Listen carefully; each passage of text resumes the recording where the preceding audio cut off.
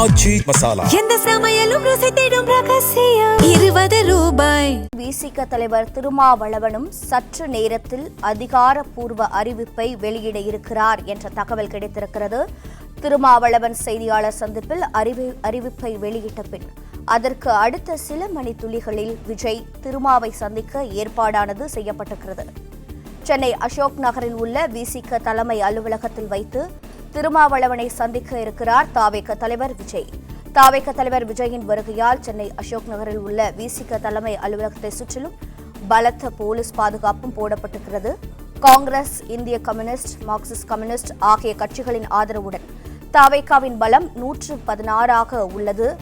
அறுதி பெரும்பான்மைக்கு 118 இடங்கள் தேவைப்படும் பட்சத்தில் விசிகாவின் ஆதரவு நிலைப்பாடு எப்போது எட்டப்படும் என்ற தகவல்தான் தற்போது அனைவரின் எதிர்பார்ப்பாக இருக்கிறது. விவரங்களை தர இணைப்பில் இருக்கிறார் செய்தியாளர் மாணிக்கம். வணக்கம். இடதுசாரிகளின் முடிவுதான் என்னுடைய முடிவு என ஏற்கனவே விசிக தலைவர் திருமாவளவன் அறிவித்திருந்தார். தற்போது விசிகாவின் நிபந்தனைகள் என்னவாக இருக்கிறது? அறிவிப்பு எப்போது வெளிவரும்?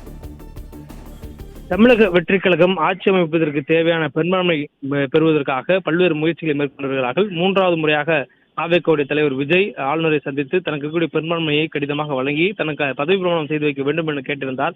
அதில் விடுதலை சிறுத்தைகளுடைய பெயரும் குறிப்பிடப்பட்டிருப்பதாக சொல்லப்படுகிறது. இந்த நிலையில இதுவரையிலும் விடுதலை சிறுத்தைகள் கட்சியினுடைய தலைவர் திருமாவளவன் தனது நிலைப்பாட்டை அறிவிக்காத ஒரு நிலை இருக்கிறது. இன்னும் சற்று நேரத்தில் அந்த நிலைப்பாட்டை அவர் வெளிப்படுத்த இருக்கிறார். நேற்றைய தினம் தனது கட்சியினுடைய நிர்வாகிகளிடம் காணொலி வாயிலாக தமிழகம் முழுவதும் இருக்கக்கூடிய விடுதலை சிறுத்தைகள் கட்சி நிர்வாகிகளுடன் ஆலோசனை நடத்தியதற்கு பிறகாக இன்று காலை தனது அறிவிப்பை வெளியிடுகிறார் என்று கூறியிருந்தார். அதே போன்ற ஒரு கட்சியை சார்ந்தவர்களும் சமூக வலைதளங்களில் பல்வேறு கருத்துக்களை வெளிப்படுத்தியிருந்தார்கள். அதிலும் குறிப்பாக தமிழக வெற்றிக் கழகத்திற்கு ஆதரவு வழங்குவது என முடிவுகளை இந்திய கம்யூனிஸ்ட் கட்சி மற்றும் மார்க்சிஸ்ட் கம்யூனிஸ்ட் கட்சி எடுத்திருக்கிறது. இந்த முடிவை பொறுத்தவரையிலும் இதற்கு முன்பாக இவர்கள் ஆலோசித்து முடிவெடுப்பதற்கு முன்பாகவே விடுதலை சிறுத்தைகள் கட்சியினுடைய தலைவர் திருமாவளவன் இடதுசாரிகள் என்ன முடிவுகள் எடுக்கிறார்களோ அதை ஒட்டி தனது முடிவு இருக்கும் என்றுமே தெரிவித்திருந்தார். அதிலும் குறிப்பாக இடதுசாரி கட்சிகளாக 3 கட்சிகள் ஒன்றாக செயல்படுகிறோம், எனவே ஒன்றான ஒற்றை கருத்துடைய முடிவை எடுப்பதற்கான வாய்ப்பு இருப்பதாகவே அவர் தெரிவித்திருந்தார். இந்த சூழலில் இடதுசாரிகள் இருவரும் தங்களுடைய ஆதரவை நிபந்தனையற்ற முறையில் தமிழக வெற்றிக் கழகத்திற்கு வழங்கியிருக்கக்கூடிய சூழலில் விடுதலை சிறுத்தைகளும் தனது ஆதரவை வழங்குமா அல்லது நிபந்தனையுடன் கூடிய ஆதரவாக வழங்குமா அல்லது ஆதரவு வழங்காத ஒரு நிலைப்பாட்டை எடுப்பார்களா என்பது மிகப்பெரிய ஒரு எதிர்பார்ப்பை அரசியல் களத்தில் ஏற்படுத்தியிருக்கிறது. விஜய் அவர்கள் கொடுத்திருக்கக்கூடிய அந்த பெரும்பான்மை இருக்கக்கூடிய கடிதத்தில் விடுதலை சிறுத்தைகளுடைய பெயரும் இருக்கும் பட்சத்தில் 118 என்ற பெரும்பான்மை எண்ணை அவர்கள் அடைந்திருப்பார்கள். 118 சட்டமன்ற ஆதரவுடன் தாவேகா ஆட்சி அமைப்பது உறுதி. ஒருவேளை விடுதலை சிறுத்தைகள் தங்களுடைய ஆதரவு நிலைப்பாட்டை மாற்றி ஆதரவு இல்லை என்ற நிலைப்பாட்டுக்கு வருகிறார்கள் என்றால் அவர்கள் தமிழக வெற்றிக் கழகத்துடைய எண்ணிக்கை 116 இருக்கும். அவர்களால் ஆட்சி அமைக்கக்கூடிய அந்த பெரும்பான்மையை அடைய முடியாது. இந்த மாதிரியான சூழல்ல இடதுசாரிகளுடைய முடிவே தன் முடிவாக இருக்கும் என ஒற்றை கருத்துக்கு முடிவாக இருக்கும் எனக்கூடிய திருமாவளவன் என்ன முடிவை அறிவிக்கப் போகிறார் என்பது பெரிய எதிர்பார்ப்பு ஏற்படுத்தியிருக்கிறது. அது மட்டுமின்றி நேற்று மாலை தினம் அவருடைய கட்சி நிர்வாகம் பேசியதற்கு பிறகாக அக்கட்சியினுடைய முன்னணி நிர்வாகிகள் பல தங்களுடைய கருத்துக்களை தெரிவிக்கக்கூடியதை பார்த்திருந்த முடிந்தது. அதிலும் குறிப்பாக சட்டமன்ற உறுப்பினராக தேர்வாக இருக்கக்கூடிய வன்னி அரசு இது திருமா காலம் உயர்வும் மேலும் மேலும் என்று அவர் பதிவுகளை இட்டிருந்தார்.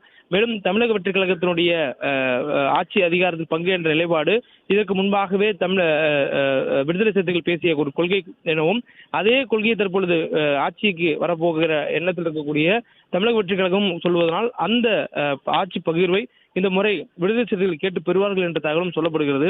ஒருவேளை விஜய் அவர்களுக்கு ஆதரவு கொடுக்கும் பட்சத்தில் அந்த ஆதரவு உள்ளிருக்கக்கூடிய ஆதரவாக இருக்கும் பட்சத்தில் விடுதலை சிறுத்தைகள் அமைச்சரவையில் இடம்பெறுவார்கள் என்ற தகவலும் சொல்லப்படுகிறது. ஒருவேளை அவர் தங்களுடைய கூட்டாளிகளான கம்யூனிஸ்ட் கட்சிகளைப் போல நிபந்தனையற்ற ஆதரவு வழங்கும் பட்சத்தில் வெளியில் இருக்கக்கூடிய ஆதரவாகத்தான் இருக்கும், அரசுக்குள் இணையக்கூடிய ஆதரவாக இருக்காது. திமுக கூட்டணியில் அங்கம் வைக்கக்கூடிய கட்சிகள் தங்களுடைய ஆதரவு கருத்தை விஜய்க்கு நீட்டிருக்கக்கூடிய சூழலில் திருமா என்ன மாதிரியான முடிவெடுப்பார் என்பது பெருத்த எதிர்பார்ப்பு ஏற்படுத்தியிருக்கிறது. மதச்சார்பற்ற முற்போக்கு கூட்டணி என்ற கூட்டணியை திமுக கட்டமைத்து தமிழகத்தில் தேர்தலை தொடர்ந்து சந்தித்து வராங்க. அந்த தேர்தலை சந்திக்கக்கூடிய இந்த கூட்டணி இந்த தேர்தலில் தோல்வி சந்தித்ததற்கு பிறகாக தங்களுடைய நிலைப்பாட்டை மாற்றி அறிவித்திருக்கிறார்கள். அதிலும் காங்கிரஸ் கட்சி தங்களுடைய கூட்டணியை முறித்துக் கொண்டு இது தேர்தலுக்கான கூட்டணி என்றெல்லாம் அவருடைய கருத்தை முன்வைத்து அவர்கள் நேரடியாக தவேகாவுக்கு தங்களுடைய ஆதரவை மாற்றிக்கொண்டு கூட்டணியில் இடம்பெற்றிருக்கிறார்கள். அதே சூழல்ல இந்திய கம்யூனிஸ்ட் கட்சி மற்றும் மார்க்சிஸ்ட் கம்யூனிஸ்ட் கட்சி தங்களுடைய நிலைப்பாட்டை அறிவித்திருக்கிறார்கள். அவர்கள் தாவேகாவுடன் தான் தங்களுக்கான கூட்டணி என்பதை தெளிவுபடுத்தியிருக்கிறார்கள். இந்த சூழல்ல மார்க்சிஸ்ட் கம்யூனிஸ்ட் கட்சியும் ஒரு குற்றச்சாட்டு முன்வைத்திருக்கிறார்கள். மார்க்சிஸ்ட் கம்யூனிஸ்ட் கட்சியினுடைய தேசிய பொறுப்பில் இருக்கக்கூடிய பேபி அவர்கள் ஒரு கருத்தை நேற்று தினம் ஊடகங்களுக்கு தெரிவித்திருந்தார். அதுல அதிமுகவும் திமுகவும் கூட்டணி அமைக்க முயற்சி செய்கிறார்கள், அந்த முயற்சியின் காரணமாகவே நாங்கள் கூட்டணி விட்டு வெளியேறுகிறோம் என்றும் அவர் தெரிவித்திருந்தார். இந்த குற்றச்சாட்டு என்பது ஒரு பகிரங்கமான குற்றச்சாட்டு. காங்கிரஸ் தாங்கள் வெளியே செல்லும் பொழுது சொல்லியிருந்த கருத்து என்பது ஒரு கூட்டணி பிளவாக மட்டும்தான் பார்க்கப்பட்டது. அதே நேரத்தில் மார்க்சிஸ்ட் கம்யூனிஸ்ட் கட்சியினுடைய தேசிய பொறுப்பில் இருக்கக்கூடிய MA பேபி கொடுத்திருக்கக்கூடிய இந்த குற்றச்சாட்டு என்பது கூட்டணிக்குள்ளாக கொள்கையிலிருந்து திமுக மாறுபட்டதான ஒரு குற்றச்சாட்டு. தாங்கள் கூட்டணி கொள்கை கூட்டணி என்று திமுக முழங்கி வரக்கூடிய சூழல்ல எங்கள் கூட்டணி தேர்தலுக்கான கூட்டணி அல்ல. ஒவ்வொரு தேர்தலிலும் நாங்கள் போட்டியிடுவதற்கான காரணம் கொள்கை அளவுல தமிழகத்திற்குள்ளாக வகுப்பு சக்திகள் ஊடுருவக்கூடாது என்பதற்காகவே மதச்சார்பற்ற முற்போக்கு கூட்டணி என்ற கூட்டணி கட்டமைத்து வலுவுடன் தேர்தலை சந்தித்திருக்கிறோம் என்று கூறக்கூடிய திமுக கூட்டணியில் அங்கம் வைக்கக்கூடிய கட்சிகள் தற்பொழுது திமுகவின் மீதே ஒரு கொள்கை குற்றச்சாட்டை முன்வைத்திருக்கிறார்கள். MA பேபி வைத்திருக்கக்கூடிய குற்றச்சாட்டு என்பது அதிமுக திமுக என்ற கூட்டணி பேச்சுவார்த்தையை எங்களிடம் கூறினார்கள், அதற்கு நாங்கள் உடன்படாதால் இந்த கூட்டணி விட்டு வெளியேறணும் என்று கூறியிருக்கிறார். அது மட்டுமின்றி இந்த குற்றச்சாட்டுகளுடைய மைய கருத்து பாஜக கூட்டணியில் இருக்கக்கூடிய அதிமுகவுக்கு திமுக ஆதரவு அளிக்கும் நிலையில் அந்த கூட்டணி எவ்வாறு ஆதரிக்கக்கூடிய நிலையில் இருக்கும், இடதுசாரிகள் எப்படி அதை ஏற்றுக்கொள்ள முடியும் என்ற ஒரு கேள்வியை முன்வைத்திருக்கிறார்கள். இதன் மூலமாக திமுக மீது காங்கிரஸ் வைத்திருக்கக்கூடிய குற்றச்சாட்டை விட தேர்தலுக்கான குற்றச்சாட்டாக இருந்தாலும் மார்க்சிஸ்ட் கம்யூனிஸ்ட் கட்சி வைத்திருக்கக்கூடிய குற்றச்சாட்டு கடுமையான குற்றச்சாட்டு, கொள்கையான குற்றச்சாட்டு. இதுபோல சூழல்ல திரும்ப என்ன முடிவெடுப்பார் என்பது பெருத்த எதிர்பார்ப்பு ஏற்படுத்தியிருக்கிறது.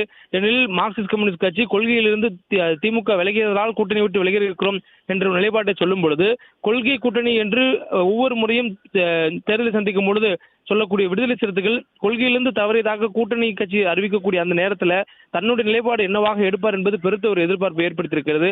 அதிலும் குறிப்பாக மார்க்சிஸ்ட் கம்யூனிஸ்ட் மற்றும் இந்திய கம்யூனிஸ்ட் எடுக்கக்கூடிய முடிவுகள் தன்னுடைய ஒத்த முடிவாக இருக்கும், மூவரும் இணைந்து எடுக்கக்கூடிய முடிவாக இருக்கும் என்று தெரிவித்த அவர் நேற்று மார்க்சிஸ்ட் மற்றும் இந்திய கம்யூனிஸ்ட் எடுக்கக்கூடிய அந்த முடிவில் இருந்து தற்பொழுது வரையிலும் தனது முடிவை மாற்றியோ அல்லது ஆதரித்தோ அறிவிக்கவில்லை.